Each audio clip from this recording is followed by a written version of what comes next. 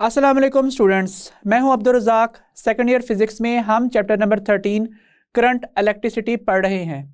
Previous lecture के अंदर हमने इलेक्ट्रिक करंट और कन्वेंशनल करंट को डिफाइन किया और उसकी डिटेल्स पढ़ी।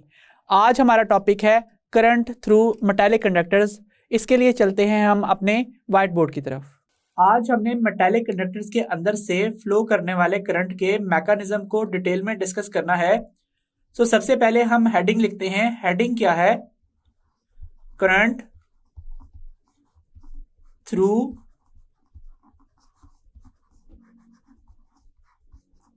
Metallic conductors. हम सब ये बात जानते हैं कि मेटल्स के अंदर फ्री इलेक्ट्रॉन्स मौजूद होते हैं। फ्री इलेक्ट्रॉन्स को अंडरस्टैंड करने के लिए मैं लिथियम वायर का एक पोर्शन बना रहा हूं। इस साइज के लिथियम वायर के पोर्शन में trillions and trillions of atoms मौजूद होते हैं, लेकिन मैं यहां पे सिर्फ 4 एटम्स रिप्रेजेंट करूंगा ब्लॉक्स के जरिए से। तो ये 4 ब्लॉक्स के जरिए से लिथियम के 4 एटम्स रिप्रेजेंटेड हैं। हम ये बात जानते हैं कि लिथियम के अंदर न्यूक्लियस के अंदर क्या मौजूद होते हैं? 3 प्रोटॉन्स होते हैं और 4 न्यूट्रॉन्स होते हैं, इसलिए इसका मास नंबर कितना होता है? 7 होता है। इस न्यूक्लियस के गिर्द पहले शेल के अंदर कितने इलेक्ट्रॉन्स रिवॉल्व करते हैं? 2 इलेक्ट्रॉन्स रिवॉल्व करते हैं। और आउटर मोस्ट शेल के अंदर कितने इलेक्ट्रॉन्स रिवॉल्व करते हैं? 1 इलेक्ट्रॉन रिवॉल्व करता है। सो अब मैं यहां पे न्यूक्लियस और इनर शेल के अंदर मौजूद 2 इलेक्ट्रॉन्स को इस ब्लॉक से रिप्रेजेंट कर रहा हूं और प्लस साइन इस कोर और पहले शेल के ऊपर मौजूद नेट चार्ज को रिप्रेजेंट कर रहा है। और आउटर मोस्ट शेल का जो इलेक्ट्रॉन जो कि चार्ज कैरी करता है उसको यहां पे मैं इस तरीके से डॉट के जरिए से रिप्रेजेंट कर रहा हूं। सो ओवरऑल क्रिस्टल न्यूट्रल ही है क्योंकि नेगेटिव चार्ज ऊपर मौजूद है इलेक्ट्रॉन्स की सूरत में। अब ये जो आउटर मोस्ट शेल के इलेक्ट्रॉन्स हैं ये अपने अपने एटम्स के न्यूक्लियाई के साथ अट्रैक्टिव फोर्सेस में बाइंड है और ये attractive force Coulomb's law of electrostatics से डिफाइन होती है इस एक्सप्रेशन से।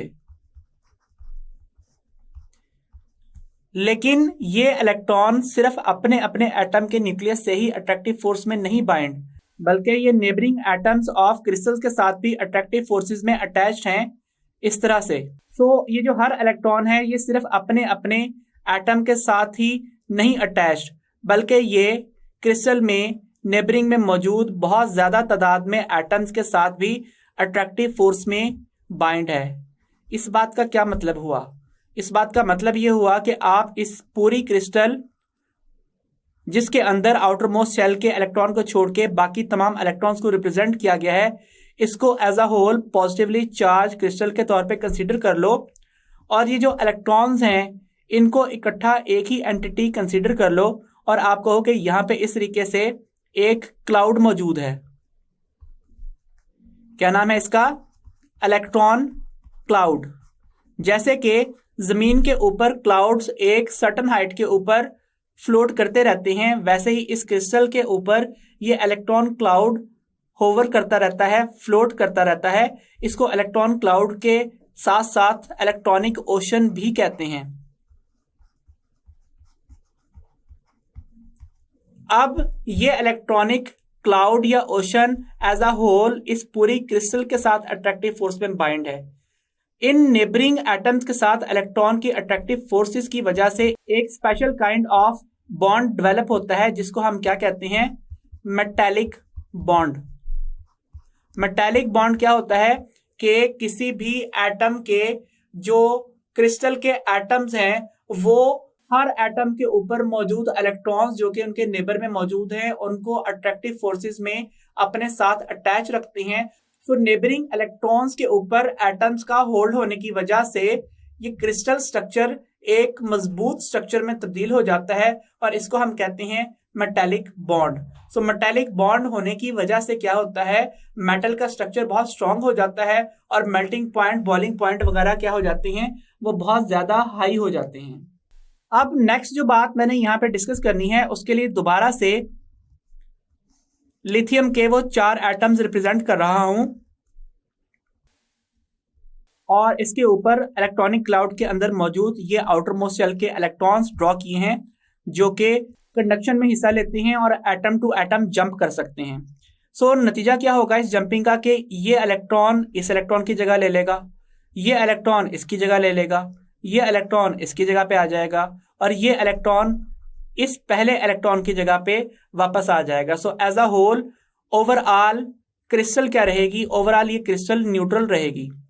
सो क्रिस्टल के न्यूट्रल रहने की वजह से किसी भी एटम के ऊपर किसी भी टाइम कोई चार्ज नहीं होगा। ये सेम वैसे ही है जैसे एक क्लास में चेयर्स के ऊपर बच्चे बैठे हुए हों, स्टूडेंट्स मौजूद हों और वो अपनी अपनी जगह तब्दील करते रहें।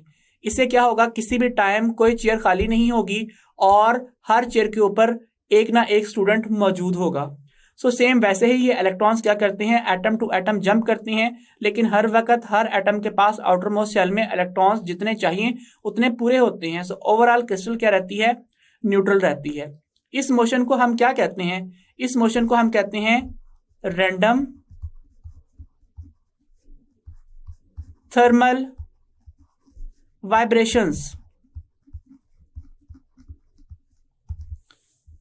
रैंडम थर्मल वाइब्रेशंस को रिप्रेजेंट करने के लिए हम किसी सिलेंड्रिकल कंडक्टर का एक पोर्शन बनाते हैं इस तरीके से कि ये उसकी लेंथ है और ये उसका क्रॉस सेक्शनल एरिया है। अब एक क्रॉस सेक्शनल एरिया मैं यहां पे भी रिप्रेजेंट कर रहा हूं। लेट्स से मैं कहता हूं कि ये जो मेटालिक कंडक्टर है ये लिथियम का ही बना हुआ है। पहले मैंने ब्लॉक्स के जरिए से लिथियम के आयन को रिप्रेजेंट किया था, अब मैं यहां पे इन सर्कल्स के जरिए से लिथियम के चंद आयन्स को रिप्रेजेंट कर रहा हूं इस तरह से। और जो आउटर मोस्ट शेल के इलेक्ट्रॉन मैंने ग्रीन कलर से रिप्रेजेंट किए थे वो दोबारा से यहां पे ग्रीन कलर से ड्रॉ कर रहा हूं। हम सब ये बात जानते हैं कि ये आउटर मोस्ट शेल के इलेक्ट्रॉन्स मेटालिक बॉन्ड होने की वजह से एटम टू एटम जंप कर सकते हैं। सो अब मैं इनकी जंपिंग को रिप्रेजेंट करता हूं कि ये इलेक्ट्रॉन दूसरे इलेक्ट्रॉन की जगह लेता है, वो एज अ रिजल्ट अगले इलेक्ट्रॉन पर जाता है, ये इलेक्ट्रॉन इस क्रॉस सेक्शनल एरिया में से गुजरते हुए इसकी जगह लेता है, ये इलेक्ट्रॉन अगले किसी इलेक्ट्रॉन को रिप्लेस करता है। इस तरीके से ये electron random thermal vibrations perform करते हैं और परफॉर्म करते करते वापस इस क्रॉस सेक्शनल एरिया से गुजरते हैं और इस तरीके से कंटिन्यूअस रिप्लेसमेंट के बाद ये इलेक्ट्रॉन वापस एक लार्ज अमाउंट ऑफ टाइम के अंदर उसी पॉइंट के ऊपर पहुंच जाता है जहां से वो चला था। तो यहाँ पे बहुत सारे इलेक्ट्रॉन्स इस तरीके से रैंडम थर्मल वाइब्रेशंस के अंदर मौजूद हैं और ये इस क्रॉस सेक्शनल एरिया को क्रॉस करके दूसरी तरफ जाते हैं, लेकिन वो कंटिन्यूअसली रैंडमली मूव करते हुए क्या करते हैं, वापस उसी पोजीशन के ऊपर आ जाते हैं जहां से उन्होंने ये मोशन स्टार्ट की थी। अब अगर मैं इस रैंडम थर्मल वाइब्रेशन की ऑर्डर ऑफ वेलोसिटीज बताऊं तो इन वेलोसिटीज का ऑर्डर है सेवरल 100 किलोमीटर्स पर सेकेंड। दैट मीन्स अगर ये मान लिया जाए कि इलेक्ट्रॉन सीधा चल रहा है और वो एक सेकेंड में 100 किलोमीटर का डिस्टेंस ट्रेवल कर रहा है, तो अगर लाहौर से रावलपिंडी का जो डिस्टेंस है वो 400 किलोमीटर है, तो अगर ये इलेक्ट्रॉन सीधा चले तो 4 सेकेंड में लाहौर से रावलपिंडी पहुंच सकता है। लेकिन इस इलेक्ट्रॉन की ये जो temperature dependent random thermal vibrations है, ये चूंकि बार बार अपनी डायरेक्शन तब्दील करती है और इसके अलावा किसी भी क्रॉस सेक्शनल एरिया से एक टाइम में जितने इलेक्ट्रॉन्स राइट से लेफ्ट जाते हैं उतने ही लेफ्ट से राइट भी आ जाते हैं। सो नेट करंट जो कि इस क्रॉस सेक्शनल एरिया से फ्लो करता है उसकी वैल्यू कितनी होती है, उसकी वैल्यू 0 होती है। तो रैंडम थर्मल वाइब्रेशंस की बहुत हाई वेलोसिटी के बावजूद भी इस मेटालिक वायर के पोर्शन के अंदर कोई भी नेट इलेक्ट्रिक करंट फ्लो नहीं करता। अब हम क्या करते हैं, अब हम इस वायर के साथ बैटरी कनेक्ट करते हैं और अब हम देखते हैं कि बैटरी के कनेक्शन का इस वायर के ऊपर क्या असर पड़ेगा। तो अब दोबारा से यहाँ पे portion of metallic conductor draw कर रहा हूं और ये उसका क्रॉस सेक्शनल एरिया है इस तरह से, और एक क्रॉस सेक्शनल एरिया पहले की तरह सेंट्रल पोर्शन पे भी रिप्रेजेंट कर रहा हूं।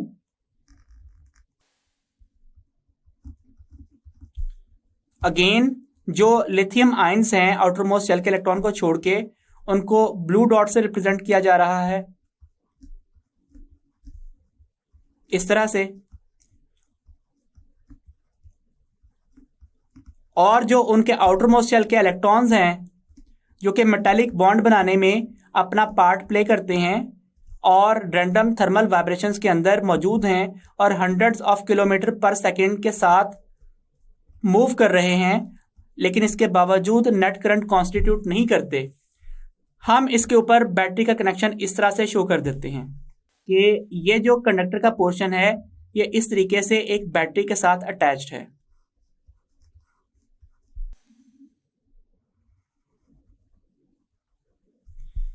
वैसे तो इस वायर का पूरा पोर्शन ही सिलेंड्रिकल है, लेकिन हमने सिर्फ इस वायर का एक लिमिटेड सा पोर्शन बनाया है जो कि यहां पे जरा एनलार्ज करके शो किया गया है। अब बैटरी का यह टर्मिनल पॉजिटिव है, यह टर्मिनल नेगेटिव है। जब आप वायर के इस पोर्शन को पॉजिटिव कर दोगे, इस पोर्शन को नेगेटिव कर दोगे, तो यहाँ पे पॉजिटिव से नेगेटिव की तरफ एक इलेक्ट्रिक फील्ड सेटअप हो जाएगी। ये इलेक्ट्रिक फील्ड सेटअप होते ही जो चार्ज कैरियर्स हैं वो इलेक्ट्रोस्टैटिक फोर्स एक्सपीरियंस करेंगे F is equal to Q E के मुताबिक। चूंकि Q माइनस ई के इक्वल होता है, इसलिए इस इलेक्ट्रोस्टैटिक फोर्स का मैग्नीट्यूड माइनस ई टाइम्स ई होगा। So that means electrostatic force on electrons वो क्या होगी, वो इस इलेक्ट्रिक फील्ड के ऑपोजिट होगी। इसके नतीजे में ये जो एक इलेक्ट्रॉन जो पहले कंटिन्यूअस रैंडम वाइब्रेशंस कुछ इस तरह से परफॉर्म कर रहा था कि वो यहां से जाके उस तरफ जाता था, उस तरफ से घूम घुमा के वापस सेम उसी जगह के ऊपर आ जाता था और नेट करंट इस क्रॉस सेक्शनल एरिया से जीरो होता था। अब ये अपनी हंड्रेड्स ऑफ किलोमीटर पर सेकेंड की रैंडम वेलोसिटीज के साथ साथ इलेक्ट्रिक फील्ड के ऑपोजिट एक नेट फोर्स फील करेगा, जिसकी वजह से क्या होगा, जिसकी वजह से अब ये इलेक्ट्रॉन अपनी इन रैंडम वाइब्रेशंस के दौरान आहिस्ता आहिस्ता इलेक्ट्रिक फील्ड की ऑपोजिट डायरेक्शन में ड्रिफ्ट करता चला जाएगा और कभी वापस नहीं आएगा। तो इस तरीके से यहां पे ये एक इलेक्ट्रॉनिक करंट के फ्लो का पाथ बन जाएगा। इस तरीके से किसी और इलेक्ट्रॉन को रिप्रेजेंट किया जाए तो वो भी क्या करेगा, वो भी अपनी इस तरह की रैंडम वाइब्रेशंस जारी रखेगा, लेकिन उसके साथ साथ इलेक्ट्रिक फील्ड की ऑपोजिट डायरेक्शन में फ्लो करता हुआ वो क्या करेगा, वो इस पोर्शन ऑफ वायर से एग्जिट कर जाएगा। सो इस तरीके से यहाँ पे एक और इलेक्ट्रॉनिक करंट के फ्लो का पाथ बन जाएगा। सो अब क्या है, अब यह है कि रैंडम थर्मल वाइब्रेशंस की वजह से अभी भी कुछ इलेक्ट्रॉन्स क्या कर रहे हैं, वो इस पोर्शन को क्रॉस करके वापस इस तरफ आ रहे हैं, लेकिन इस डायरेक्शन में जाने वाले इलेक्ट्रॉन्स की तादाद वापस आने वाले इलेक्ट्रॉन्स की तादाद से बहुत ज्यादा है। इसलिए इस वायर के अंदर इस डायरेक्शन में एक नेट इलेक्ट्रॉनिक करंट मेंटेन हो जाएगा और इलेक्ट्रॉन्स की इलेक्ट्रिक फील्ड के ऑपोजिट जो वेलोसिटी का कंपोनेंट है, उस वेलोसिटी को क्या कहते हैं, उस वेलोसिटी को ड्रिफ्ट वेलोसिटी कहते हैं। और इलेक्ट्रॉन्स की ड्रिफ्ट वेलोसिटी का ऑर्डर कितना होता है, वो होता है 1 मिलीमीटर पर सेकेंड। दैट मीन्स ये इलेक्ट्रॉन्स इलेक्ट्रिक फील्ड के ऑपोजिट डायरेक्शन में एक सेकेंड में तकरीबन 1 × 10⁻³ मीटर्स का डिस्टेंस तय करते हैं। ये सिर्फ ऑर्डर है, असल में इस वैल्यू ने किसी नंबर फॉर एग्जांपल 1, 2, 3, 0.5, 0.7 वगैरह से मल्टीप्लाई होना है। सो कहाँ जो रैंडम थर्मल वाइब्रेशंस हैं उनकी वेलोसिटी का ऑर्डर सेवरल 100 किलोमीटर पर सेकेंड, और कहाँ इलेक्ट्रिक फील्ड के ऑपोजिट जो ड्रिफ्ट वेलोसिटी है उसका ऑर्डर 1 मिलीमीटर पर सेकेंड। लेकिन ये हंड्रेड्स ऑफ किलोमीटर पर सेकेंड वाली भी रैंडम वेलोसिटी कोई करंट कॉन्स्टिट्यूट नहीं करती, क्योंकि क्रॉस सेक्शनल एरिया से लेफ्ट जाने वाले इलेक्ट्रॉन्स की तादाद राइट जाने वाले इलेक्ट्रॉन्स की तादाद के इक्वल होती है। लेकिन ये छोटी सी वेलोसिटी जो कि ड्रिफ्ट वेलोसिटी है, उसकी वजह से इलेक्ट्रॉन्स इस क्रॉस सेक्शनल एरिया को क्रॉस करके जब राइट से लेफ्ट की तरफ जाते हैं तो उनकी तादाद या नंबर ज्यादा होता है, जबकि जो वापस आने वाले इलेक्ट्रॉन्स हैं उनकी तादाद बहुत कम होती है। इसलिए नेट करंट किस वजह से कॉन्स्टिट्यूट होता है, क्या रैंडम थर्मल वाइब्रेशन की वजह से? नहीं, वो कॉन्स्टिट्यूट होता है किसकी वजह से, वो ड्रिफ्ट वेलोसिटी की वजह से कॉन्स्टिट्यूट होता है। यहां पे एक और बात बताता चलूं कि net acceleration of free electrons is 0। That means ये जो फ्री इलेक्ट्रॉन्स हैं जो कि इलेक्ट्रोस्टैटिक फोर्स एक्सपीरियंस कर रहे हैं माइनस ई इंटू ई के इक्वल, सो फिर हमें ये परसीव कर लेना चाहिए कि ये इलेक्ट्रॉन कंटिन्यूसली स्पीड गेन करते होंगे, क्योंकि एक्सेलरेशन के लिए हम इस वैल्यू को किससे डिवाइड कर सकते हैं, मैस से डिवाइड कर सकते हैं। लेकिन ये जो नेट एक्सेलरेशन है ना, ये 0 मैग्नीट्यूड की है, और ये जो एक्सेलरेशन है ये मैंने सिर्फ इलेक्ट्रिक फील्ड की बताई है। इसके ऑपोजिट एक रेजिस्टिव एक्सेलरेशन भी डेवलप हो जाएगी। इस रेजिस्टिव एक्सेलरेशन को मैं ए आर का नाम दे रहा हूं। तो ये जो इलेक्ट्रिक फील्ड की एक्सेलरेशन है और जो रेजिस्टिव एक्सेलरेशन है, इनका वेक्टर सम क्या होगा, इनका वेक्टर सम 0 होगा। स्केलर फॉर्म में इसको इस तरह लिखेंगे, अगर इलेक्ट्रिक फील्ड की एक्सेलरेशन को पॉजिटिव लिखा है तो रेजिस्टिव एक्सेलरेशन को आप क्या लिखोगे, नेगेटिव लिखोगे। सो नेट एक्सेलरेशन का मैग्नीट्यूड 0 हो जाएगा। सो होता क्या कि जब ये इलेक्ट्रॉन इलेक्ट्रोस्टैटिक फोर्स फील करते हुए इस तरीके से कॉन्टिन्यूसली मूव करते हुए क्या करते हैं, वो एक डायरेक्शन में ड्रिफ्ट करते चले जाते हैं, तो उनकी चूंकि एटम्स के इलेक्ट्रॉन से कोलिजन होती है, उनकी जो एनर्जी में इंक्रीमेंट है वो कोलिजन के दौरान क्रिस्टल के एटम्स की वाइब्रेशंस, जिसे लेटिस वाइब्रेशंस कहते हैं, उसमें ये काइनेटिक एनर्जी इलेक्ट्रॉन्स की कन्वर्ट हो जाती है जो इनिशियली इंक्रीज की होती है। सो ओवरऑल इलेक्ट्रॉन्स एक कांस्टेंट ड्रिफ्ट वेलोसिटी के साथ इलेक्ट्रिक फील्ड की ऑपोजिट डायरेक्शन में मूव करते हैं। ये जो मैंने रैंडम वेलोसिटी बनाई है, इसका सिर्फ इस डायरेक्शन वाला कंपोनेंट क्या कहलाता है, वो ड्रिफ्ट वेलोसिटी कहलाता है। सो फिर से बता दूं कि नेट एक्सेलरेशन यहाँ पे कोई मौजूद नहीं है। इलेक्ट्रिक फोर्स और इलेक्ट्रिक एक्सेलरेशन तो मौजूद हैं, लेकिन एटम से इन ड्रिफ्टिंग इलेक्ट्रॉन्स की कोलिजन्स की वजह से इनकी एनर्जी किस में तब्दील होती रहती है, वो latest vibrations, that means crystals के एटम्स की वाइब्रेशंस में तब्दील होती रहती है, और इलेक्ट्रॉन्स एक कांस्टेंट ड्रिफ्ट वेलोसिटी से इलेक्ट्रिक फील्ड के ऑपोजिट मूव करते रहते हैं। सो यहाँ पे ये जो एनर्जी ट्रांसमिशन है कोलिजन के नतीजे में, इस इफेक्ट को हम रेजिस्टेंस कहते हैं, जिसको हम आगे चल के डिटेल में भी स्टडी करेंगे। और ये इलेक्ट्रिक फील्ड की एक्सेलरेशन और रेजिस्टेंस की एक्सेलरेशन नेट एक्सेलरेशन को 0 बना देती हैं। जैसे कि हमने देखा कि किसी क्रिस्टल के अंदर electrons continuous thermal random vibrations के अंदर मौजूद होते हैं, लेकिन over a certain interval of time वो वापस वहीं पे आ जाते हैं जहां से चलते हैं। लेकिन इलेक्ट्रिक फील्ड की वजह से उनकी एक इलेक्ट्रिक फील्ड के ऑपोजिट डायरेक्शन में ड्रिफ्ट वेलोसिटी सेटअप हो जाती है, और इन दोनों की जब सुपर पोजिशन होती है तो इस सुपर पोजिशन के नतीजे में जो मोशन बनती है वो हम पहले भी डिस्क्राइब कर चुके हैं कि ये इलेक्ट्रॉन्स इस तरीके से रैंडम थर्मल वाइब्रेशंस करते करते क्या करते हैं, इलेक्ट्रिक फील्ड की ऑपोजिट डायरेक्शन में ट्रैवल करते रहते हैं, और इसकी वजह से नेट इलेक्ट्रिक करंट कॉन्स्टिट्यूट होता है। अब हम यहाँ पे expression for drift velocity discuss कर लेते हैं। हम ये कंसीडर करते हैं कि लेट से हमारे पास एक मेटालिक कंडक्टर है जिसके एक सेक्शन की लेंथ L है, उसका क्रॉस सेक्शनल एरिया क्या है, वो क्रॉस सेक्शनल एरिया A है, और उसके किसी क्रॉस सेक्शनल एरिया से इलेक्ट्रॉन्स फ्लो कर रहे हैं इस तरह से। ये ड्रिफ्ट वेलोसिटी मैंने बनाई है, थर्मल रैंडम वाइब्रेशंस मैंने यहाँ पे ड्रॉ नहीं की।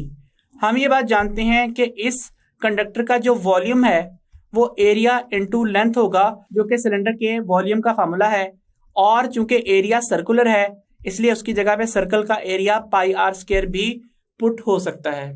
हम ये बात भी जानते हैं कि इस cross sectional area of conductor से जो नेट इलेक्ट्रिक चार्ज फ्लो हो रहा है वो Q है, और हम ये बात भी जानते हैं कि कोई भी large amount of charge integral multiple होती है charge carried by individual charge carriers, that means जो कि इलेक्ट्रॉन्स लिखे जाते हैं। सो यहाँ पे जो टोटल चार्ज है वो integral multiple of charge carried by individual charge carrier electron के इक्वल है। अब हम यहाँ पे करंट का फॉर्मूला लिखते हैं। करंट का फॉर्मूला क्या है, वो है Q/T।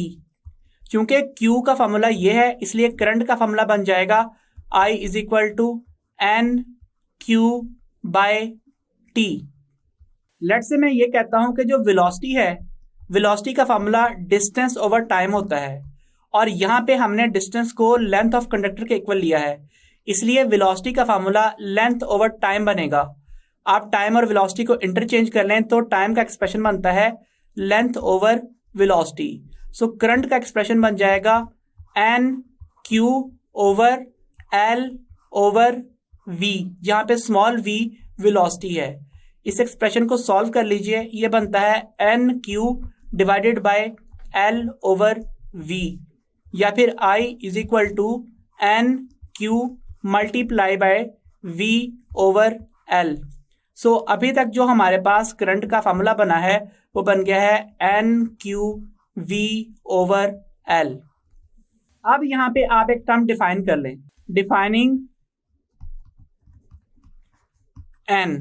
हम स्मॉल एन को डिफाइन कर रहे हैं। पॉइंट टू बी नोटेड के इससे पहले हम यहाँ पे q is equal to N E लिखते रहे हैं।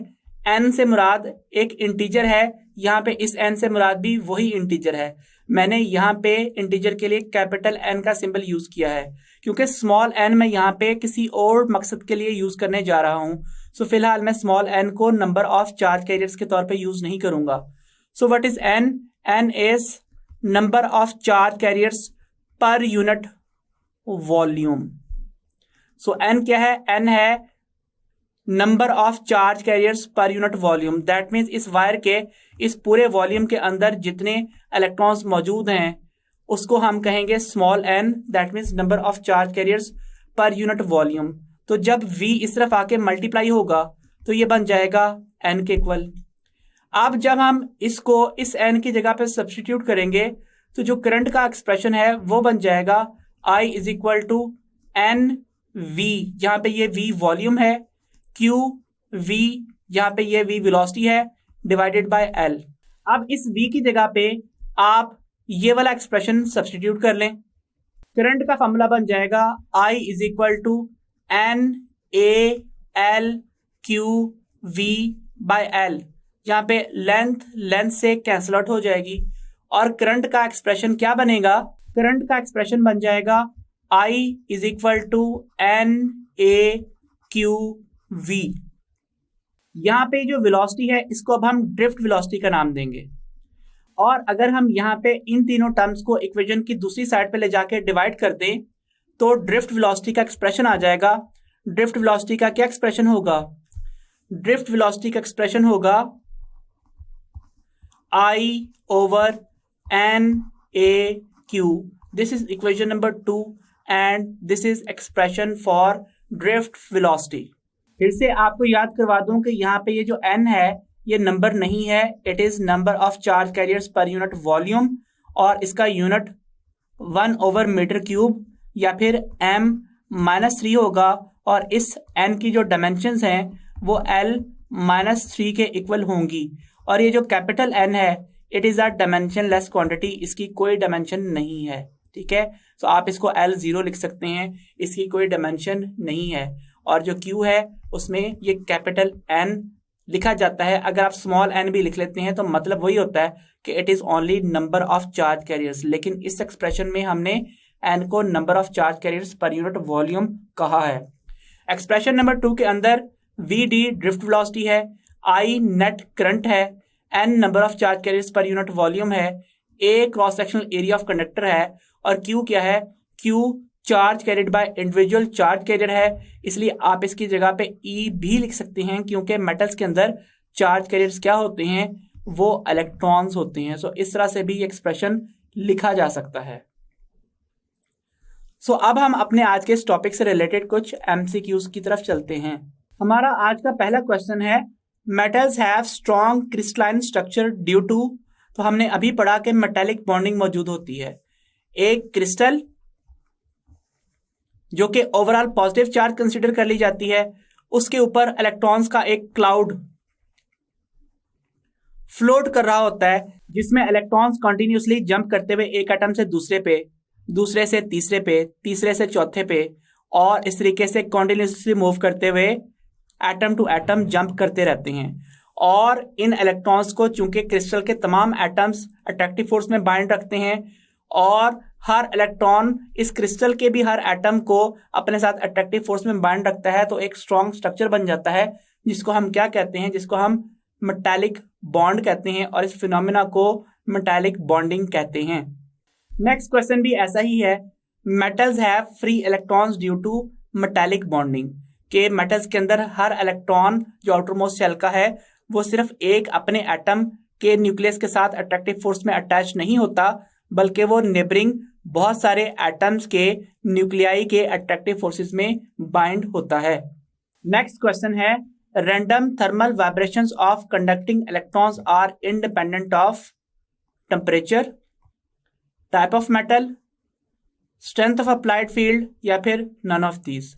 तो हम ये बात जानते हैं कि जो रैंडम थर्मल वाइब्रेशंस हैं वो टेम्परेचर डिपेंडेंट होती हैं। जितना टेम्परेचर बढ़ता चला जाएगा उतनी ही ये रैंडम थर्मल वाइब्रेशंस का मैग्नीट्यूड भी बढ़ता चला जाएगा, इसलिए टेम्परेचर डिपेंडेंट तो हैं। ऑप्शन ए नहीं हो सकती क्योंकि यहाँ पे इंडिपेंडेंट की टर्म पूछी है। फिर है टाइप ऑफ मेटल्स।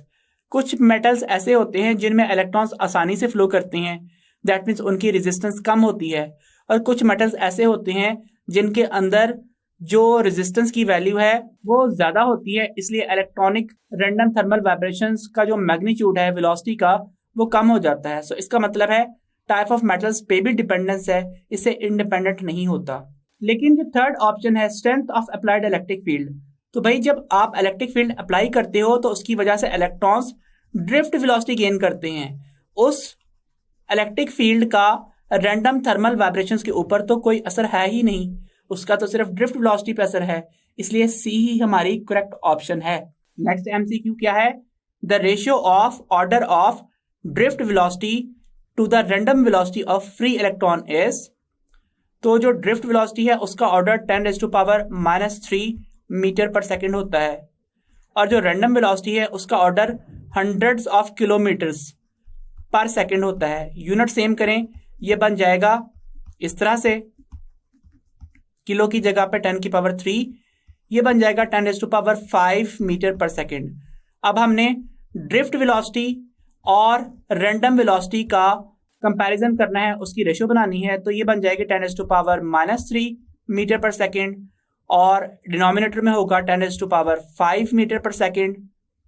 मीटर पर सेकेंड मीटर पर सेकेंड कैंसिल आउट, 10⁻³ और 10⁻⁻5, नीचे +5 था, न्यूमिनेटर में आके वो -5 हो जाएगा। सो VD/VR इज 10⁻³ या फिर 10⁻⁻8 या फिर 10⁻⁻8/1 या फिर 10⁻⁻8:1।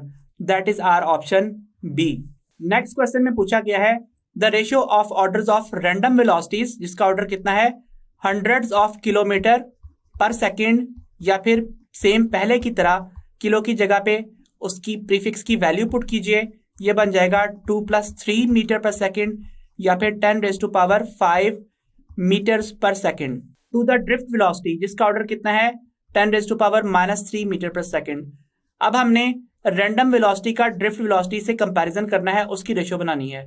सो 10⁵ मीटर पर सेकेंड न्यूमिनेटर में और 10⁻³ मीटर पर सेकेंड डिनोमिनेटर में होगा।